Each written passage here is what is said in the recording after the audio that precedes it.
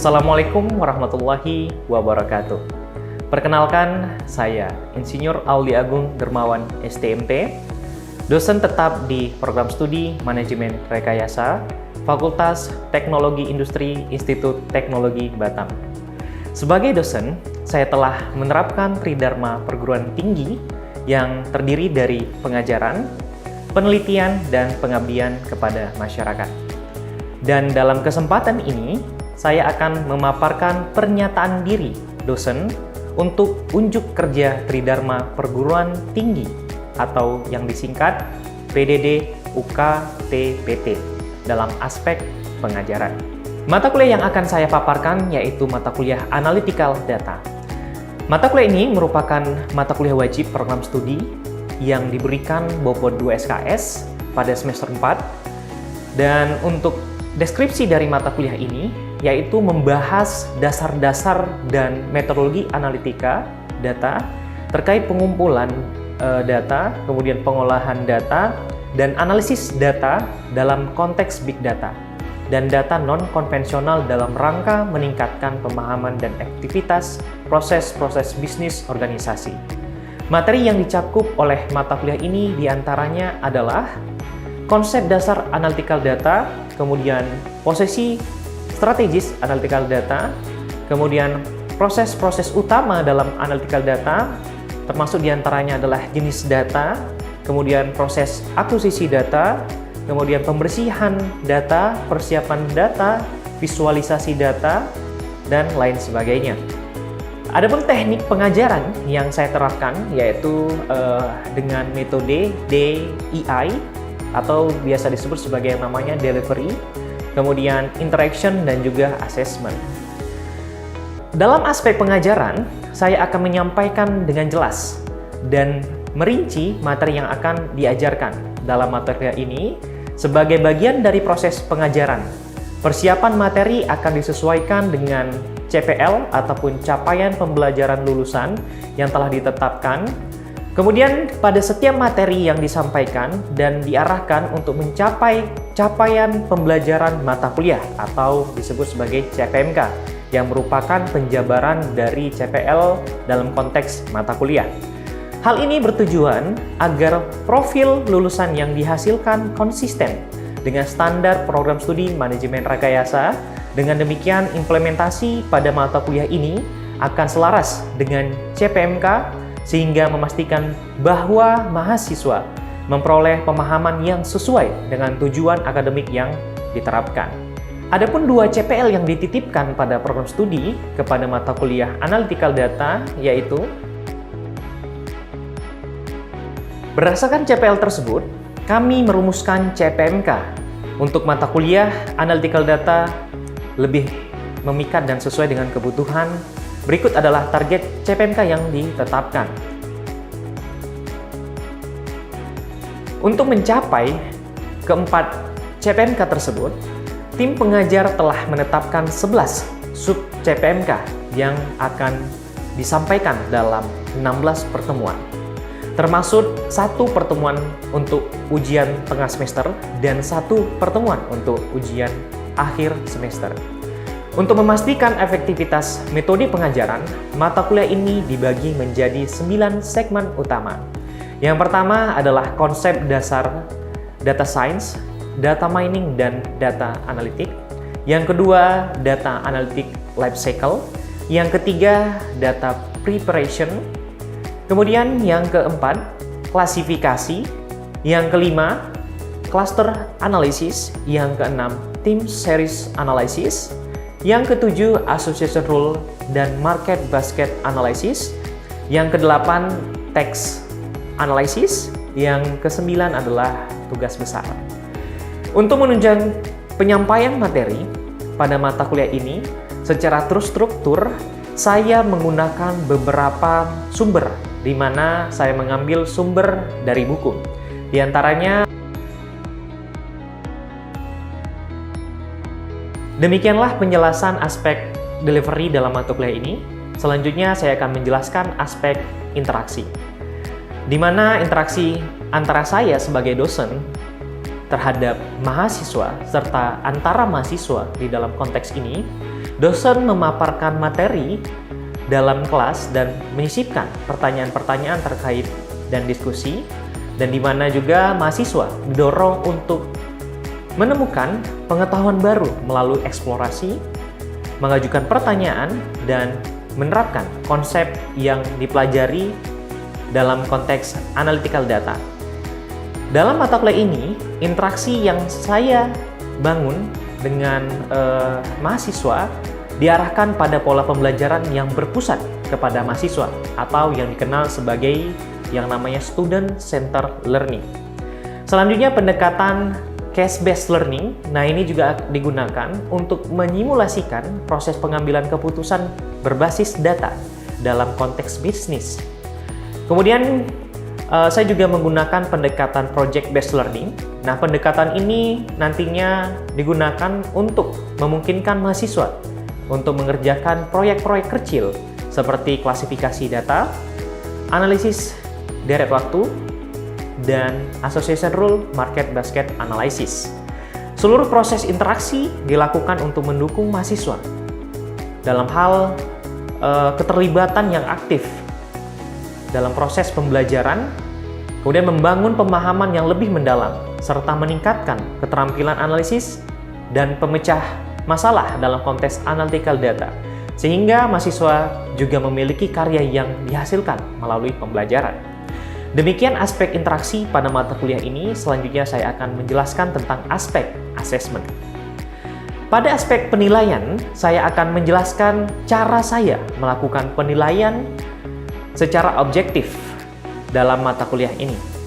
Pada pertemuan pertama, perkuliahan seluruh aspek penilaian akan disampaikan kepada mahasiswa dan akan diinformasikan poin-poin apa saja yang dinilai pada mata kuliah ini dan menjadi aspek penilaian pada kontrak perkuliahan. Adapun aspek penilaian saya yaitu kehadiran 10%, tugas proyek 30%, kuis 10%, UTS 20%, dan UAS sebesar 30%. Dengan adanya instrumen ini, mahasiswa dapat mengetahui bobot penilaian dari setiap bentuk evaluasi yang diberikan, sehingga mahasiswa dapat mengetahui proses penilaian yang saya lakukan secara transparan dan juga objektif. Dan juga mahasiswa dapat mempersiapkan diri untuk mendapatkan ataupun memperoleh hasil yang lebih baik pada mata kuliah ini. Dengan demikian, saya telah menyampaikan semua aspek terkait materi dalam mata kuliah ini dengan jelas. Setelah ini, saya akan menampilkan proses pembelajaran tatap muka pada mata kuliah ini. Selamat menyaksikan. Baik, Assalamualaikum warahmatullahi wabarakatuh. Waalaikumsalam warahmatullahi wabarakatuh. Selamat pagi teman-teman semua. Pagi, Pak. Gimana kabarnya teman-teman? Alhamdulillah sehat. Sudah pada makan ya? Sudah pada sarapan? Sudah ya? Baik teman-teman semua, mungkin sebelum kita memulai perkuliahan kita, alangkah baiknya kita berdoa dulu ya, sehingga nanti apa yang kita sampaikan tuh bermanfaat bagi diri kita semua. Ya, berdoa dimulai menurut dari agama dan kepercayaan masing-masing. Berdoa dimulai.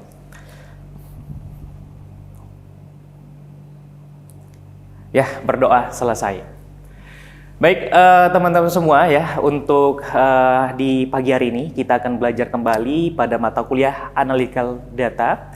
Ini ada beberapa referensi yang kita gunakan untuk pertemuan di hari ini ya, di pertemuan ke-10, yang dimana minggu lalu kita juga sudah belajar ya teman-teman terkait dengan time series analysis ya untuk pertemuan 9 dan 10, dan hari ini pertemuan 11 dan 12 kita akan membahas terkait dengan market basket analysis. Ada yang masih ingat pertemuan ke-9 dan 10 kemarin terkait dengan time series analysis? Untuk apa fungsinya?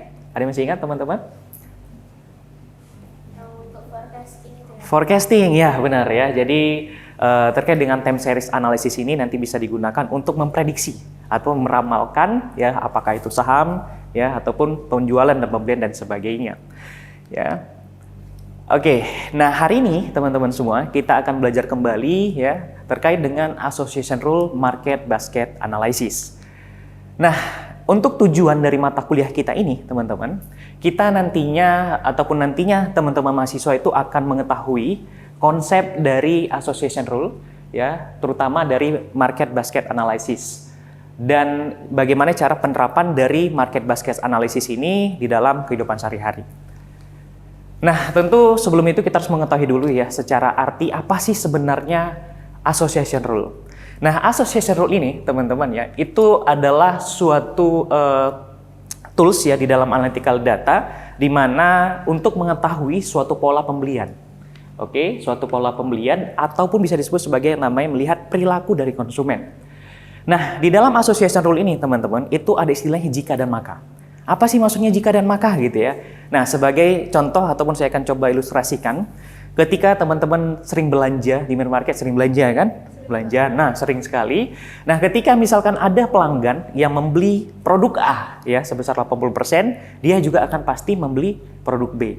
Nah, maka nantinya akan ada lagi gitu ya konsumen yang akan membeli produk A dan juga produk B sebesar 80%. Nah, itu yang disebut sebagai yang namanya association rule untuk melihat suatu pola dari yang namanya pembelian dari konsumen. Oke. Nah, kalau seandainya market basket analysis. Nah, market basket analysis itu untuk memahami pola pembelian konsumen dengan menentukan yang namanya apa? Pola transaksi penjualan. Ya, nah jadi ada kaitannya ya antara association rule dan juga market basket analysis ini yang dimana sama-sama untuk menemukan yang namanya pola penjualan. Oke, nah ini ada gambar teman-teman ya, ini adalah ilustrasi dari yang namanya market basket analysis, di mana ada seorang gitu yang sedang berpikir.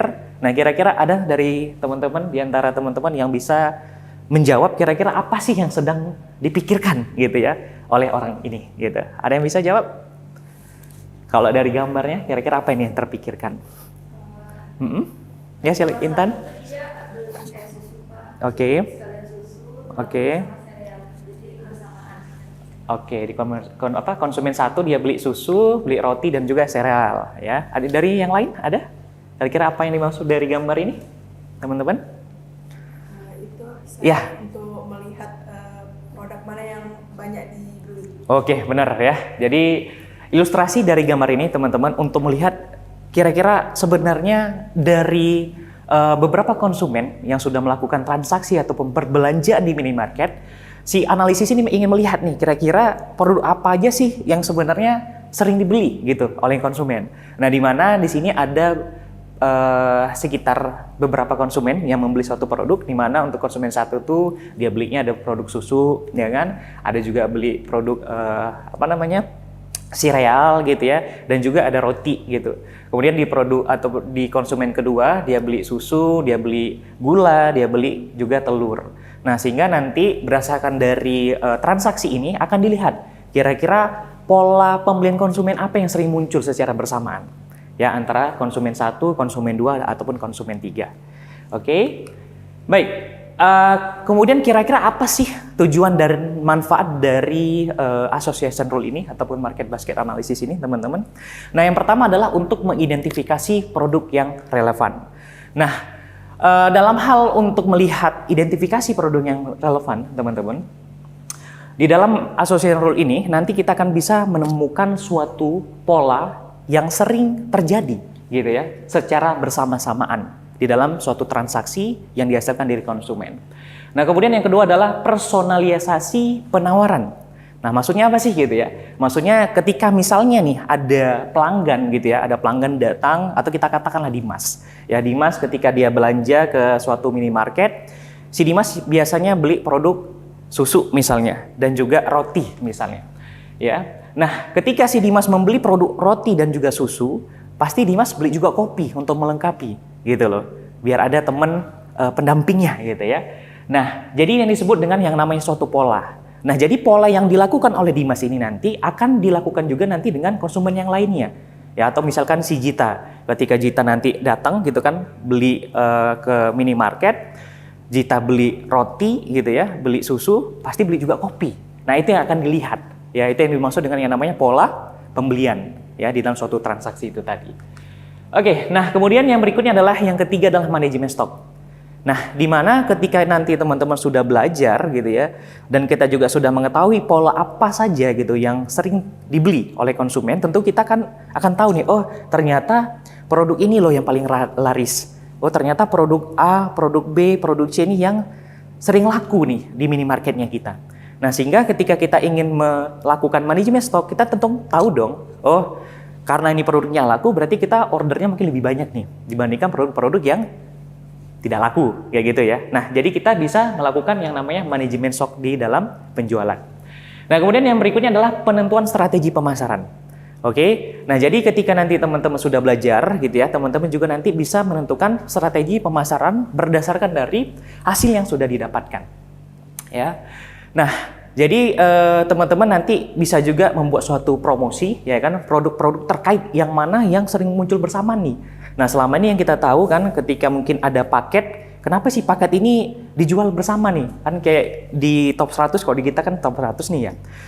Nah, kemudian teman-teman yang berikutnya adalah penemuan wawasan bisnis. Nah, tentu ya teman-teman mungkin nanti sebagai seorang bisnismen juga, ya kan, pasti nantinya kita akan mendapatkan insight baru nih, berdasarkan dari pola yang sudah kita temukan. Oh, ternyata yang tadi ya, kita kaitkan dengan yang sebelumnya tadi, oh ternyata ada beberapa produknya yang sebenarnya kita bisa jual bersamaan nih. Nah, tentu kan menambah insight baru, wawasan baru kan, yang mungkin yang sebelumnya kita nggak tahu nih, kenapa alasannya produk yang tadi itu disatukan dan dijual. Benar kan? Nah, dengan kita belajar tadi, jadi kita tahu, oh ini toh penyebabnya, gitu ya. Oh ini loh alasan kenapa produk-produk ini sering mereka tuh dijual secara bersamaan. Padahal antara sabun mandi gitu ya dengan sabun cuci tangan kan berbeda nih, gitu. Berbeda kegunaan. Yang satu untuk tubuh, yang satu untuk tangan misalnya. Ya kan? Nah, kenapa itu mereka bisa jadikan suatu ajang promosi? Ya salah satu berdasarkan dari penemuan ini, gitu. Ya, kemudian yang berikutnya ataupun yang keenam adalah menemukan ataupun menentukan tata letak toko. Nah, jadi nanti ini juga akan ada pengaruhnya terkait dengan tata letaknya, teman-teman. Nah, kalau teman-teman sering belanja di top 100 ataupun Indomaret, Alfamart ya, yang sering belanja kan? Sering belanja? Biasanya di bulanan, harian atau gimana? Bulanan ya, pasti sering belanja ya. Nah, di toko-toko itu kan pasti teman-teman kan ada raknya, benar ya? Ada rak kan, ketika begitu kita masuk ke depan, sebelah kiri mungkin ada rak khusus bagian penjualan susu, biasanya kayak gitu kan? Kemudian mungkin di bagian belakangnya ada penjualan khusus popok gitu kan? Nah, dengan nanti kita memahami pola-pola ini teman-teman, kita bisa menentukan posisi dari peletakan barang-barang itu tadi. Kita meletaknya di mana nih? Apakah letaknya cocok di depan kah? Atau di bagian belakang kah? Gitu. Nah, kita bisa menentukan itu. Nah, nanti saya di bagian akhir akan memberikan contohnya, teman-teman ya, terkait dengan kegunaan ataupun manfaat dari penggunaan aksesori ini untuk tata letak toko. Baik, kita lanjut ya. Yang berikutnya ada istilahnya yang namanya transaksi dan juga item set. Nah, transaksi ini, teman-teman, transaksi ini adalah suatu transaksi yang dihasilkan ketika teman-teman belanja, ya. Kita contohkanlah si Intan misalnya belanja nih ke minimarket. Pasti ketika ke minimarket biasa belanja apa dah? Biasa belanjanya apa? Indomie. Terus apa lagi biasanya, Intan? Tisu. Ada lagi? Minuman. Nah, ini yang disebut yang namanya transaksi, teman-teman. Jadi ketika si Intan tadi sudah beli minuman, Indomie, tisu, itu disebut dengan yang namanya transaksi. Ya, ataupun transaksi pertama. Ya, itu yang namanya transaksi. Oke, nah kemudian item set. Nah, kalau item set ini itu terbagi menjadi dua, teman-teman. Ada yang namanya item set single, ya, dan juga ada yang namanya item set multi item. Nah, kalau item set single itu transaksi yang ada itu terdiri dari beberapa. Nah, seperti yang disampaikan Intan tadi, dia belinya ada tisu, ada dia beli minuman, ada dia beli Indomie. Nah, itu yang disebut sebagai yang namanya item set single item. Kenapa? Karena tidak ada item yang muncul lagi, gitu. Ya, hanya satu saja, ya, dari masing-masing yang dibeli. Nah, kalau seandainya item set multi item, ya, itu artinya terdiri dari lebih dari satu ataupun dua. Ya, maksudnya seperti apa sih? Nah, maksudnya ketika misalkan Intan tadi udah beli tisu, maka dia beli tisu lagi. Ya, biasanya kan kalau misal di minimarket kan tisu itu kan banyak brandnya kan? Tidak hanya Pasio, ya kan? Atau bisa Intan pakai apa tisunya, mereknya? Ingat? Indomaret. Nah, kan ada merek Indomaret, ada mereknya Pasio, ya kan? Ada berbagai jenis lah mereknya kan? Nah, mungkin bisa aja Intan karena penasaran kan, ada tisu baru nih, dia beli lagi tisu. Ya kan, jadi ada dua tisu di dalam satu transaksi. Nah, itu disebut sebagai yang namanya apa? Multi item set. Oke, bisa dipahami ya teman-teman ya? Oke, bisa. Baik. Nah, di dalam association role teman-teman, ada yang namanya support dan juga confidence. Apa sih support dan apa sih confidence gitu ya? Nah, jadi support itu ya, itu adalah untuk mengukur sejauh mana suatu item set, yang tadi ya item set ya, sejauh mana item set tadi itu muncul di dalam suatu transaksi ya. Nah, jadi semakin tinggi nilai dari support itu akan semakin baik, teman-teman. Oke? Nah, artinya semakin baik dan juga sering ditemukan di dalam suatu dataset. Oke? Nah, kalau dia confidence itu untuk melihat suatu aturan gitu ya, berdasarkan dari item set itu tadi di dalam suatu transaksi yang terjadi. Nah, jadi terkait dengan confidence ini, itu juga ketika nilainya lebih tinggi, ya, itu akan melihat suatu hubungan antara produk satu dengan produk lainnya itu semakin erat. Oke, baik. Nah, untuk mempermudah memahami terkait dengan apa itu support, apa itu confidence, dan leave ratio, ini saya sudah rangkum, teman-teman. Nah, support itu adalah untuk mengukur ya seberapa sering suatu aturan asosiasi muncul dalam dataset transaksi. Oke. Nah, kalau confidence itu untuk mengukur keandalan ataupun kepercayaan ya aturan asosiasi berdasarkan frekuensi seberapa sering gitu ya kemunculan item set di dalam data set itu tadi. Oke. Nah, kemudian kalau leave ratio ini untuk melihat signifikansi ya hubungan antara item A dengan item B. Nah, jadi kalau seandainya leave ratio-nya itu di atas dari 1, ya, maka dia menunjukkan hubungan yang baik ataupun hubungan yang kuat. Dan sebaliknya, di bawah dari 1, maka dia tidak memiliki hubungan yang kuat antara itemnya, ya. Apakah itu item A ataupun item B. Kita lanjut. Nah, yang berikutnya adalah algoritma Avogadro. Ya, jadi di dalam association rule, teman-teman, itu ada beberapa algoritma yang bisa kita gunakan. Namun khusus untuk pertemuan kita di pagi hari ini, kita akan belajar terkait dengan Avogadro. Ya, selain dari ada juga yang namanya a priori ya, selain dari Avogadro. Nah, apa sih Avogadro gitu ya? Nah, jadi Avogadro ini ya adalah suatu algoritma ya di dalam suatu association rule, teman-teman. Nah, jadi sifatnya itu seperti yang namanya pohon ataupun bisa disebut dengan yang namanya FP3. Terbayang ya kalau pohon kan pasti ada akarnya ya kan, semakin memanjang ke bawah dan sebagainya. Oke.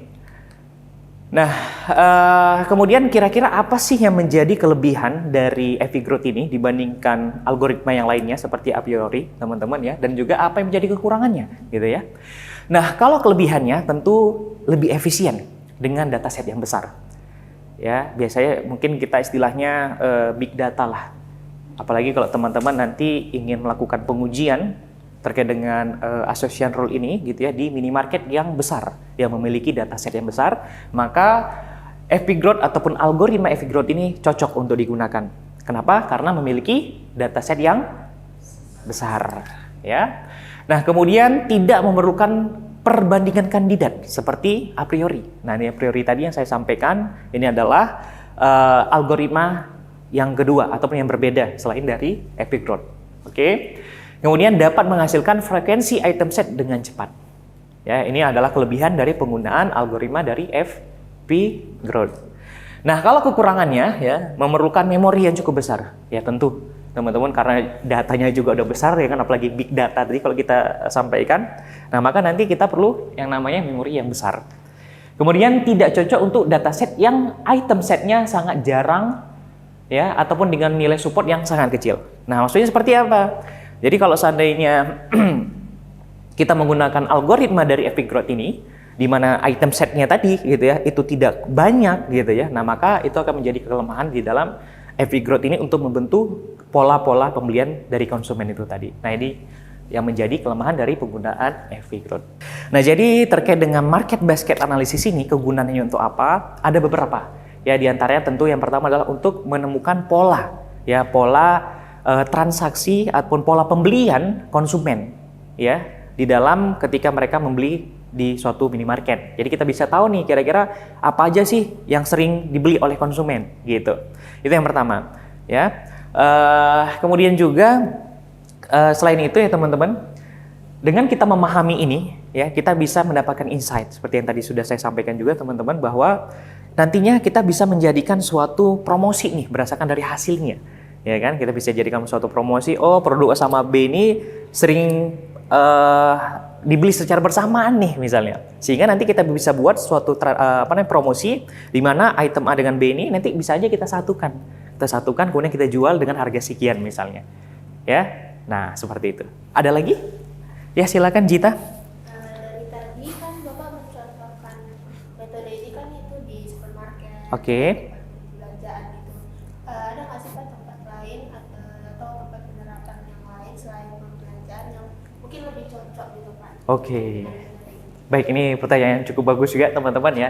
Jadi kira-kira selain dari penerapannya di minimarket di mana lagi sih gitu ya. Nah, karena kan tadi memang yang saya sampaikan itu lebih kepada minimarket.